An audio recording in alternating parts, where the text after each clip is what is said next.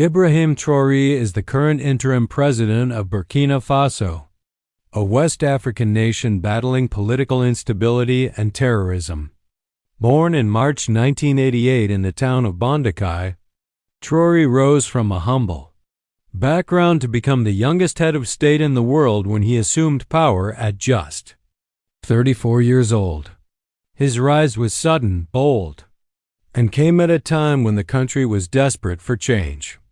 Traoré is an army captain and artillery officer in the Burkina Faso Armed Forces. He gained recognition and respect through his active involvement in anti-jihadist military operations, especially in the northern regions of the country, which have long been plagued by terrorist groups. Linked to Al-Qaeda and ISIS, among fellow soldiers, he was known for his discipline, courage, and dedication to the nation.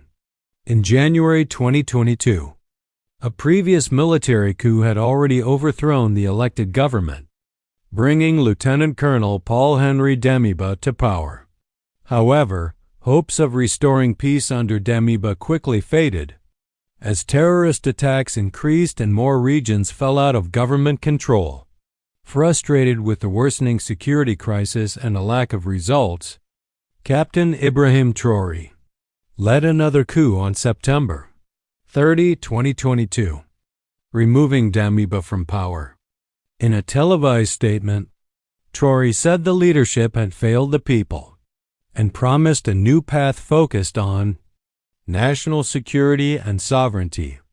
Since taking over, Ibrahim Traoré has positioned himself as a strong anti-imperialist voice in Africa. He has cut military ties with France, the country's former colonial ruler, and instead sought closer cooperation with Russia, Mali, and other neighboring states. His speeches often include powerful messages about African unity, self-reliance, and rejecting foreign domination, which has earned him a massive following among African youth both inside and outside Burkina Faso. He has become a symbol of hope for many, especially those who believe Africa needs bold leadership to take control of its own future. His image often appears next to legendary African leaders like Thomas Sankara, another revolutionary figure from Burkina Faso. However, Traoré's rule has not been without criticism.